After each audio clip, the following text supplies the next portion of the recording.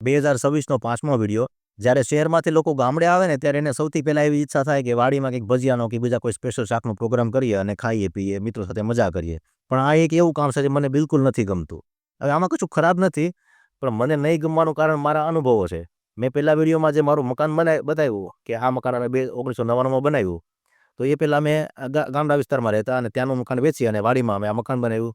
હવે જ્યારે મકાન બનાવ્યું ને ત્યારે અહીંયા લાઇટનું કનેક્શન નહોતું, કેમ કે એ સમય 1999નો હતો.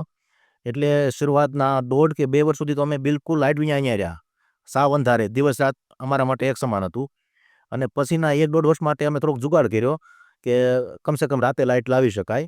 એટલે એક વર્ષ અમે એવું કાઢ્યું કે જ્યારે રાતે લાઇટ હોય, પણ એ રાતે લાઇટ દરરોજ ના હોય, કેમ કે એ વાડી વિસ્તારનું કનેક્શન હોય અને એમાં વારો હોય કે પહેલા અઠવાડિયા માટે દિવસનો વારો અને પછીના અઠવાડિયા માટે રાતનો વારો, એ રીતે. એટલે એકાદ વર્ષ અમે એવી રીતે કાઢ્યું અને 1 વર્ષ એટલે મતલબમાં ટોટલ 2-2.5 વર્ષ પછી અમે કાયદેસરનું ઇલેક્ટ્રિસિટીનું કનેક્શન મેળવ્યું. પણ એ વાડી વિસ્તારનું સિંગલ ફેઝનું કનેક્શન હોય. એટલે એમાં સમસ્યા શું આવતી કે લાઇટનો વારો દિવસનો હોય કે રાતનો હોય, પણ એ સમય બહુ ઓકવર્ડ હોય. તો દિવસે લાઇટ આવે ને તો એ સવારમાં આવે 6-7 વાગે અને 12 વાગે જતી રહી. અને જો રાતનો વારો હોય તો રાતે 12-1 વાગે આવે અને સવારે 6-7 વાગે જતી રહે, એ રીતે.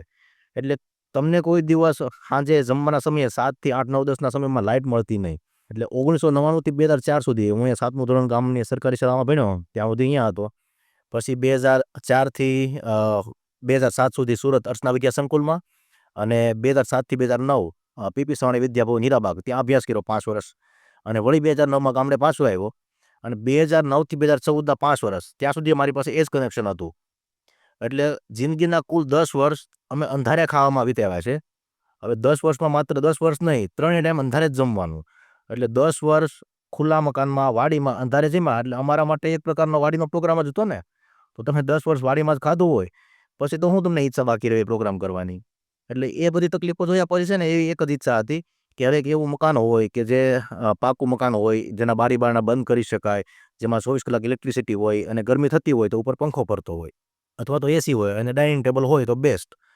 એટલે 2014માં અમને કાયદેસરનું ઇલેક્ટ્રિસિટી કનેક્શન મળ્યું, પણ એ કનેક્શન મેળવવા માટે પણ ખૂબ મહેનત કરવી પડેલી. 2014માં જે કનેક્શન મળ્યું એ હું જ્યોતિગ્રામની વાત કરું છું કે જ્યારે અમને 24 કલાક લાઇટ મળે એ માટે. તો એના માટે મેં 3-4 વર્ષ પ્રયત્નો કર્યા કે ભાઈ કાયદેસર તો મને મળી શકે એમ હતું નહીં, કેમ કે અમે વાડી વિસ્તારમાં રહેતા અને વાડી વિસ્તારમાં જ્યોતિગ્રામનું કનેક્શન મળે નહીં.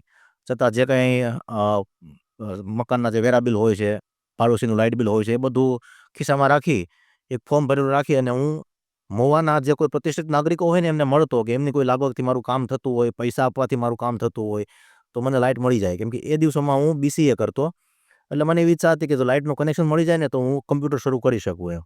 એટલે લાઇટ આવે તો હું કમ્પ્યુટર લઉં, એ એક ઈચ્છા હતી.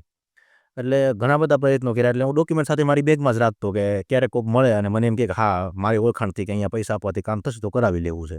એવું એકાદ વર્ષ જાય, બીજું વર્ષ જાય, પછી ડિસ્પરેટ થઈએ અને થોડું ઇરિટેશન થાય કે કામ થતું નથી એમ. તો ઘરે આવીને એ બાબતની કોઈ ચર્ચાઓ થતી હોય ને તો મારા બાપાએ મને એક વખત એવું કીધેલું કે તું લાઇટની ચિંતા શું કામ ખોટો કરે છે, કે તારે હવે કોલેજનું લગભગ 1 થી 1.5 વર્ષ બાકી છે, તને સારું ભણીશ તો તને નોકરી મળી જશે, તું કે બહાર નોકરી કરવા માટે જતો રહીશ અને ત્યાં તો લાઇટ હશે જ દે. હવે આ એક કેઝ્યુઅલ વાત હતી, પણ આ વાતે મને બહુ ટ્રિગર કર્યો ખરેખર. અહીંયાથી એમ ગણો ને તો એક સિમ્પલ વાત મારા માટે ટ્રિગર પોઈન્ટ હતી. કેમ કે મને એવું લાગ્યું કે જો અહીંયા લાઇટ નથી અને હું આ ઘર કે ગામ મૂકી અને એવી જગ્યાએ જતો રહું કે જ્યાં લાઇટ હોય તો એ તો પલાયન વાત છે ને, એ સમસ્યાનું સમાધાન નથી. સમસ્યાનું સમાધાન ક્યારે આવે કે હું જ્યાં રહું છું ત્યાં લાઇટ લઈ આવું તો. એટલે એ પછી મેં થતાં શક્ય એટલા પ્રયત્નો કર્યા, એમાં કાયદેસર ગેરકાયદેસર બધું આવી જાય. અને 2014માં ખરેખર મને ઇલેક્ટ્રિસિટી કનેક્શન મળ્યું. અહીંયા વિડીયોને એડિટ કરી અને કદાચ હું એક ફોટો પણ મૂકી દઈશ કે જે 2014માં પોલ ઊભા થતા ને ત્યાં તો મેં ફોટો લીધેલો છે. એટલે 2014માં મને કાયદેસર ઇલેક્ટ્રિસિટી કનેક્શન મળ્યું. એટલે ત્યાં સુધી એમ ગણો ને 2014 સુધી તો અમે વાડીમાં પ્રોગ્રામ જ કર્યા છે.